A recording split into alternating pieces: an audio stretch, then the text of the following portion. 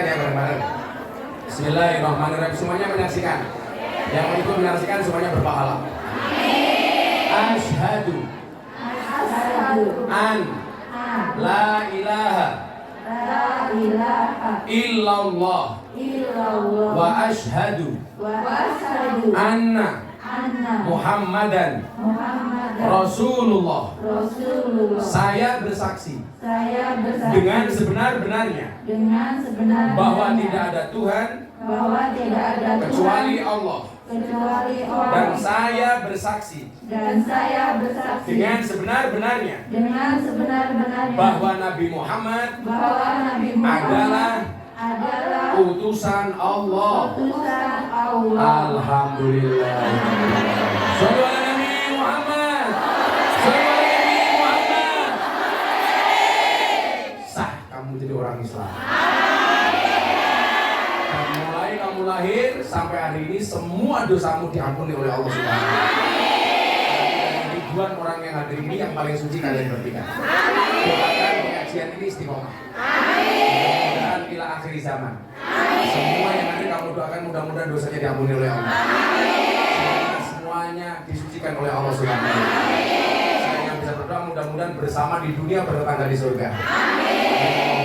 Bismillahirrahmanirrahim. Allahumma shalli ala sayyidina Muhammad wa ala ali sayyidina Muhammad walhamdulillahirabbil alamin. Allahumma ya Allah, jadikanlah hidayah ini bagi mereka ya Allah. Hidayah yang istiqomah ila akhir zaman. Rahman ya arhamar rahimin walhamdulillahirabbil alamin. Nah, nanti dokumennya diurus sama Mas Aris ya. Dokumen pindah agama sama tulis. Oke, kita masuk ke sesi tanya jawab. Anda bertanya, saya menjawab. Kamu bertanya. Mana kertasnya? Kamu nanya. Disiapkan kertasnya. Disiapkan kertasnya, silakan ditulis. Ya, kita tulis ya. Yang pertama sudah ada ini. Assalamualaikum Gus. Mas, tadi ada kan Mas? Jangan lupa dikasih nama, Gip, yang nulis kertas. Kasih dulu, kasih dulu. Yang mau alam saya kasih hadiah. Di sini. Nah, ini kasih di sini. Bondo. Tes. Yang mau alam saya kasih hadiah uang di solar Singapura, dolar Singapura. Masing-masing 100 dolar.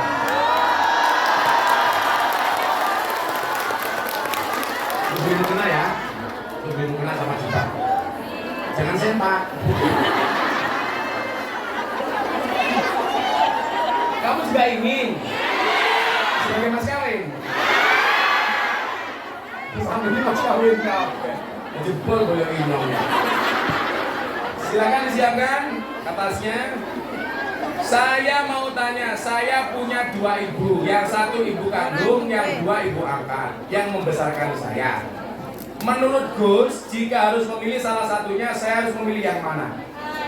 Ya dua-duanya jangan dipilih. Kamu saja. Milih ibu kandung apa ibu angkat? Dua-duanya Gus. Ibu kandung yang diprioritaskan tanpa harus mengecewakan ibu angkat.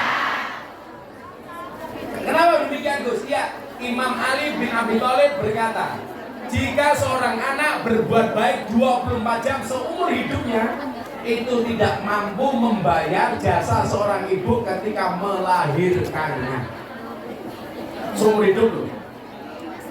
Tidak akan bisa. Maka ketika kamu melahirkan ibu, mohon maaf, ini hebatnya wanita yang tidak dimiliki kelebihannya oleh pria. Begitu perempuan melahirkan, itu pilihannya 2. Kalau yang mati anaknya memberikan syafaat pertolongan kepada ibunya. Kalau yang mati ibunya, masuk surga tanpa hisab. Coba, hebatnya perempuan. Maka apa? Laki-laki tidak boleh semena-mena dengan perempuan, karena jasa ibu begitu luar biasa. Saya membayangkan begini, saya kebelet ngising, ngempet setengah jam, buatan lorone raum. Oh, pemenang meh lahir kadang-kadang 2 hari 2 malam tidak keluar-keluar, betul? Nanti suwek sih deh. Buka piro, loro. Buka piro, telur. Nutup meneh. Akhirnya buka loro, buka telur, nganti buka 15. 10. 15 ombok banget. Tenang kaya Allah. Begitu bayinya keluar, ternyata itu bukan akhir dari penderitaan seorang ibu.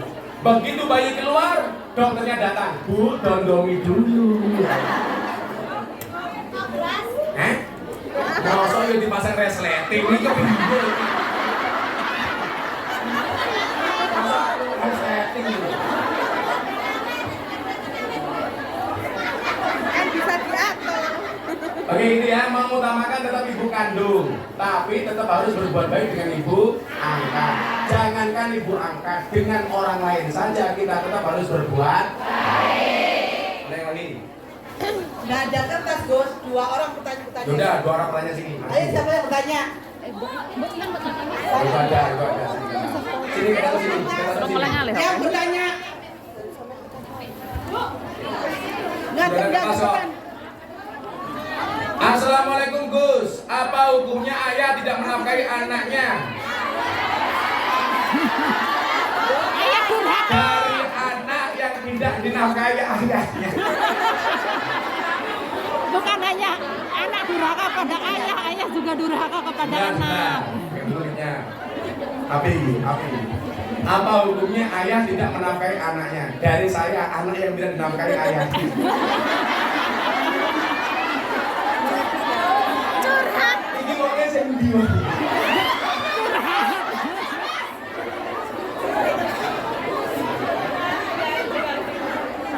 Kalau ada ayah tidak menafkahi anaknya, itu yang dosa ayahnya. Kamu tetap harus berbuat baik dengan ayahmu. Ya, kamu gak ada alasan untuk dendam dengan ayahmu. Kalau toh dia tidak bertanggung jawab dengan dirimu, itu dosanya ayah. Tapi kalau kamu ikut-ikutan tidak berbakti kepada ayahmu gara-gara ayahmu tidak menafkahi, kamu juga ikut-ikutan dosa.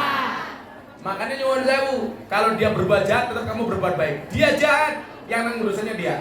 Kalau kamu ikut-ikutan jahat, berarti kamu gak ada bedanya dengan ayah. Bukan ayahmu nonton nih. Ngomong ya.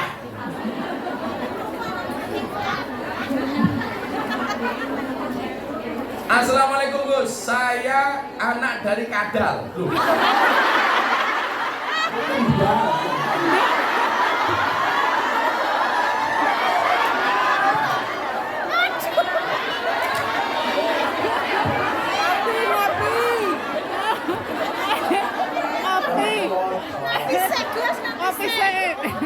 Saya anak dari Kendal, mau tanya, apakah boleh dalam 1 tahun di satu rumah melaksanakan pernikahan?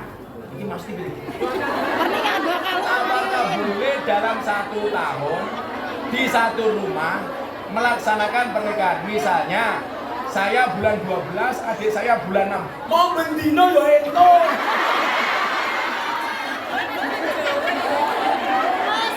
Ya boleh-boleh saja toh. Yang nggak boleh itu kalau kamu cewek menikah 2 kali. Pertama sama Aris, kedua sama Arus. Nah, itu nggak boleh. Kalau dalam satu rumah ada 6 orang menikah dalam setahun ya boleh-boleh saja. Neng digeting tonggo bola-bali kondangan, Gus. Kalau orang Jawa, gini, dalam ilmu Jawa itu ada ilmu weton, ada hitungan. Ilmu weton itu boleh dipelajari, nggak boleh diyakini. Karena weton itu bukan kitab suci. Mama nih, kamu tanya apa?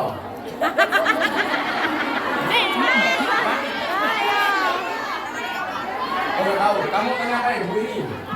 Jumat pergi, tidak cocok hidup di air.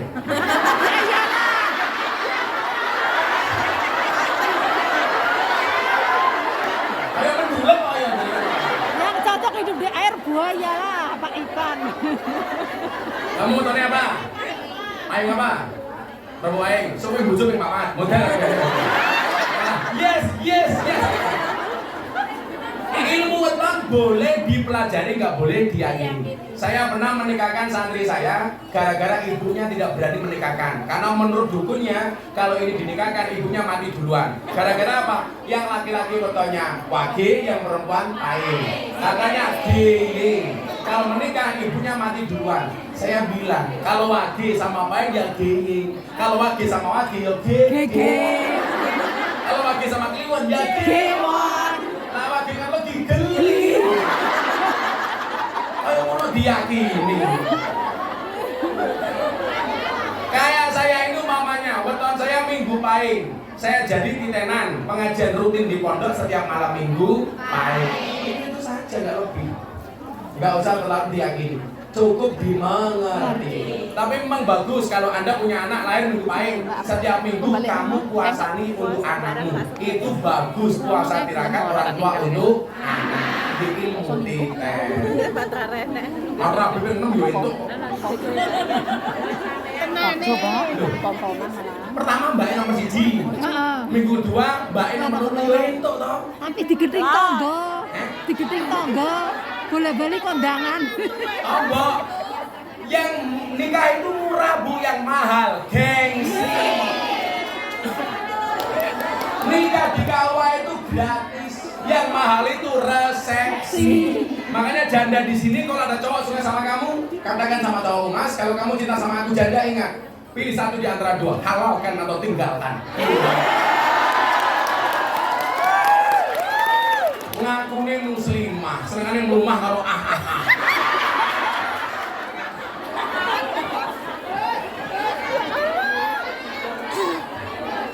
Rabi. Ingat, menikah itu membukakan 2 jalan. 1 jalan rezeki, nomor 2 jalan Bayi. barokah goblok.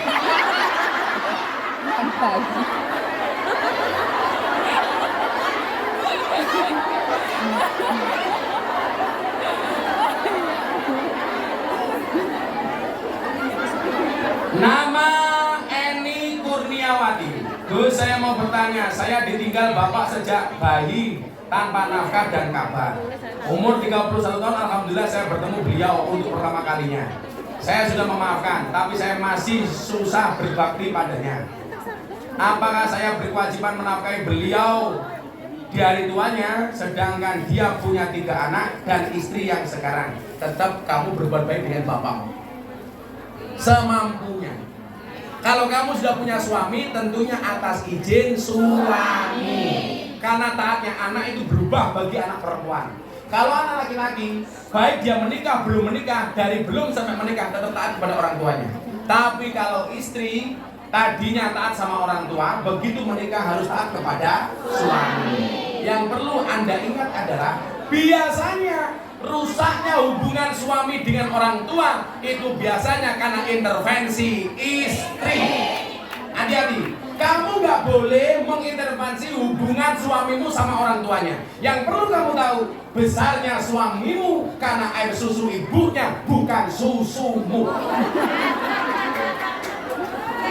Tuh, apa lah? Saya itu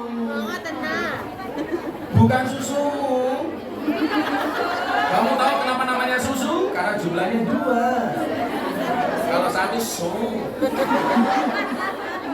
Ya.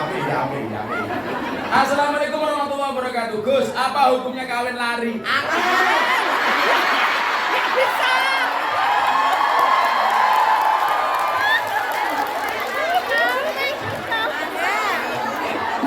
Minggu ramdan ora kena.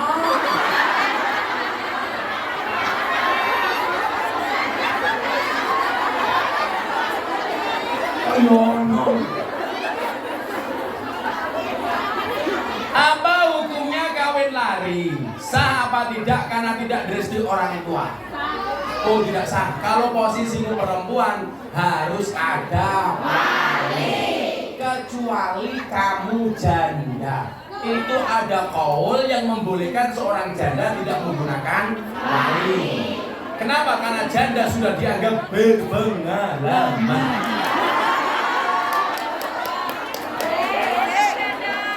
Syarat nikah itu kan harus ada wali, ada saksi, ada mas kawin, ada laki-laki, ada perempuan. Kalau kamu kawin lari, yang menjadi wali soko.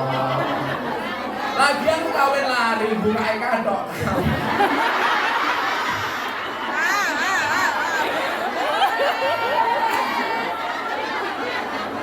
Kawin larinya ngajak wali, namanya bukan kawin lari.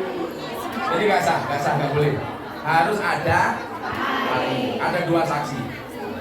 Jadi merah. Assalamualaikum Gus. Saya mau bertanya apa hukumnya nikah siri secara online?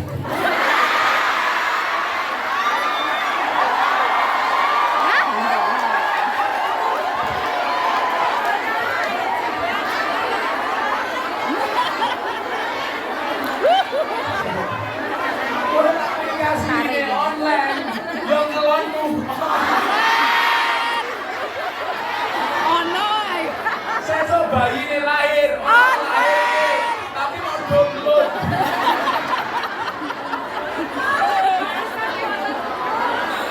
Ya Allah.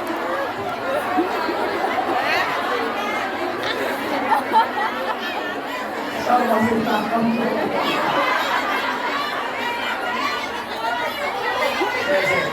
Tapi ini menarik kajian fikih modern. Jadi begini. Nah, Hong Kong Indonesia sampai sekarang belum menikah resmi, tapi sudah Nikah online. satu rumah selama 1 tahun. Jadi begini, jadi ini Hong Kong Indonesia apa satu rumah itu? Oh kalau pas pulang. Jadi begini.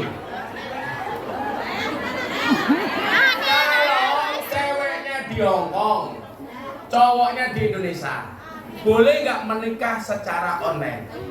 Bahkan kalau mbaknya nggak ada saja, yang menikahkan bapaknya itu sah. Makanya tradisinya ada satu daerah yang ketika menikah anaknya tidak dihadirkan, cukup wali. Berarti kalau ada walinya, ada saksinya, tetap sah. Selama yang bersangkutan benar-benar orangnya. Jangan sampai nikahnya dengan A, ternyata yang membaca ijab B, itu nggak boleh. Selama orangnya itu benar boleh. Nah, nggak masalah. Nikah online. Kalau nih online, anaknya di luar. Utawa lah nikah online, kalau nih di Bluetooth.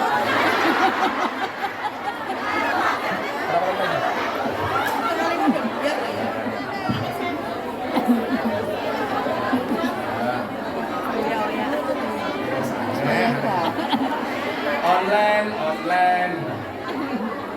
Gus, saya mau bertanya apa hukumnya bagi suami yang tidak menafkahi selama 2 tahun. Tapi posisiku kerja di Hong Kong. Dari Kungkan. Punya. Sampai punya kabel. Mbak. Jadi begini. Mbak Panitia. Kalau Anda membaca buku nikah, itu ada namanya Dari belakang. siwat taklik. Itu undang-undang pernikahan. Bila suami tidak menafkahi istri lahir dan batin selama 3 bulan atau berapa itu, maka jatuhlah talak pertama. Ada nggak itu? Ada. Kecuali 2 tahun tidak nafkahi karena alasan syar'i. Umpama nih, bojomu ning omah stroke. Kamu tahu stroke itu penyakit apa? Stroke itu penyakit yang diakibatkan gara-gara adanya ketidakseimbangan antara stroke gaji dan stroke belanja.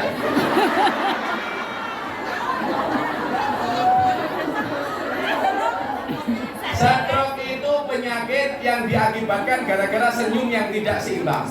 Senyum seimbang itu ke kiri 2 cm, ke kanan 2 cm. Orang stroke senyumnya hanya ke kiri, nggak ada yang ke kanan. Nuris, tolong contohkan. Nah, kalau dia mampu kemudian tidak memberikan nafkah lahir dan batin, yaitu jatuh talak. Kecuali masih komunikasi dan fine-fine saja. Tapi kalau istri merasa tidak terima, ya jatuh sudah.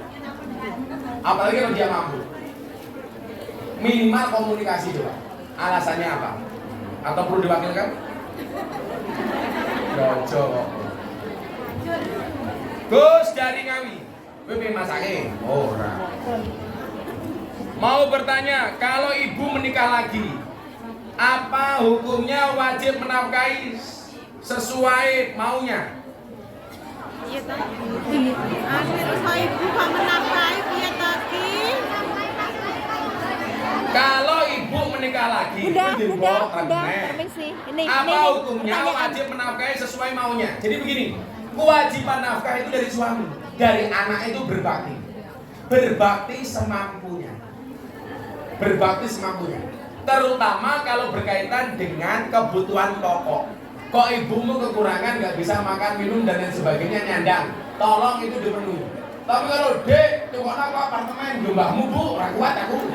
Sesuai dengan kemampuannya, tidak melebihi batas kemampuannya. Bahkan Allah pun tidak memberikan ujian melebihi batas kemampuan manusia.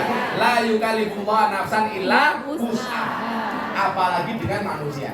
Jadi semampunya saja. Terus saya bekerja 9 tahun, hampir semua buat mereka. Kamu bukan manusia, malaikat. Tetapi tidak pernah cukup dan sudah 3 bulan saya tidak tegur sapa. Saya blokir nomornya karena masalah uang. Hukumnya gimana Gus? Kamu blokir, mutus silaturahmi itu dosa. La yadkhuluna jannata qatilun. Kan tidak ngasih bukan berarti harus diblokir. Ya cukup diwaca saja toh. Supaya gak ketahuan dibaca, hilangkan centang birunya.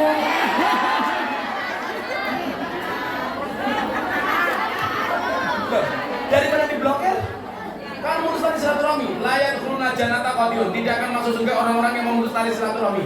Maka hari ini yang datang silaturahmi, saya doakan panjang umurnya, murah rezekinya, sehat badannya, bahagia hatinya, lunas hutangnya.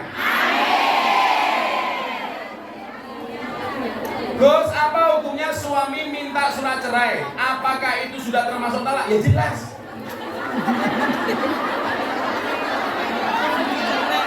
Cerai itu sah bahkan hanya dengan guyonan. Kenapa kan kapal sah? Gak boleh guyon. Mau guyon yang lain. Jangan bercandaan soal cerai. Karena bercanda saja sah. Bagaimana? Cerai mentalak melalui WA sah selama itu benar suaminya.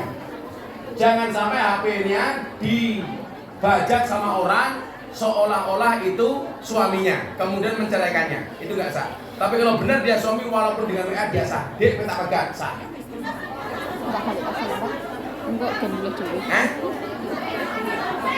Apakah kalau kembali harus bangun nikah? Kan orang menikah itu ada masa iddah. Sebelum masa iddah berakhir sudah boleh kembali. Tapi kalau mau mantep, tak jadi itu nikah, mau perbaru nikah juga boleh. Tapi saran saya jangan gampang mengucapkan cerai. Mendingan mengucapkan menikah lagi. Kalau yang perempuan nggak ada poliandri, adanya polipantai. Saya dari Probolinggo mau tanya terkait memelihara asu. Wah. Memelihara anjing. Apa hukumnya seorang muslim membersihkan memelihara anjing? Saya mau kasih cerita dulu ya. Jadi begini. Ada kiai, ada anjing terluka di tengah jalan. Sama kiai diselamatkan. Dibopong, dibawa pulang, diobati, disembuhkan. Udah ada Jamannya lagi. protes. Kiai ini kok asu najis kok malah dibopong-bopong. Itu kan najis, haram. Jawaban kiainya apa? Bahwa anjing itu najis, iya. Tapi ingat, anjing itu juga makhluknya Allah. Butuh mendapatkan kebaikan dari kita. Soal saya kena najis, ya, tapi ada mekanisme fikih untuk membersihkan najis. Tapi kewajiban saya sebagai orang harus menolong sesama makhluknya Allah. Soal najis bisa dimandikan. Lah bagaimana hukumnya memelihara anjing? Yang jelas itu bukan anjingmu, tapi anjing majikanmu. Salah satu pekerjaanmu harus memelihara anjingnya. Maka saya bilang, apa bedanya anjing di Hongkong sama anjing di Indonesia? Nah, di Hongkong anjing seperti teman, di Indonesia teman seperti Enggak. Teman seperti saudara.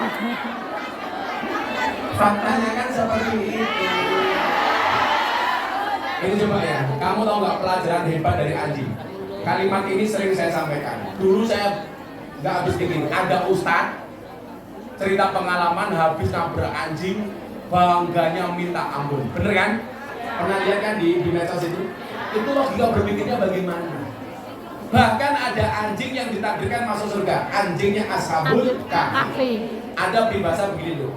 Atimil kalba salasa ayamin, saya guru kafi salasi sanawatin.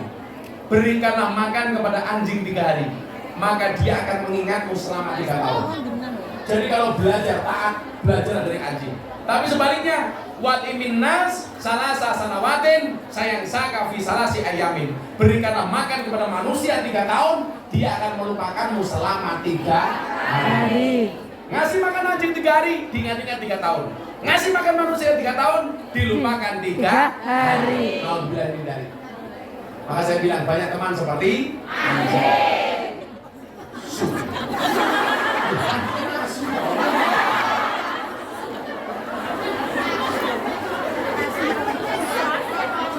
Oh saya bahas saya, karena lingkungan saya itu banyak anjing. Bulurnya jalan ke pondok saya, ketika asu.